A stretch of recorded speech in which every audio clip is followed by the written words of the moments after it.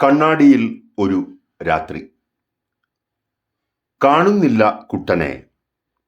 കുളത്തിൽ, കുടത്തിൽ, ക്ലബിലും ഗ്രൗണ്ടിലും, പള്ളിയിൽ, ടാക്കീസിൽ, സുജിത്തിന്റെ വീട്ടിലും, അങ്ങാടിക്കടകളിൽ, അമ്മായിയുടെ ഫോണിലും.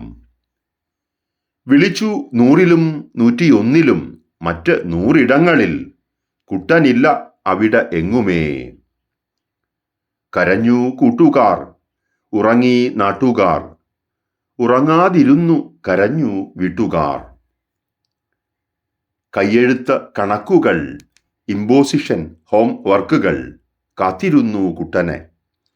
ചക്കിപ്പൂച്ച ഏറെ വട്ടം നോക്കിയിട്ട് തിരിച്ചുപോയി.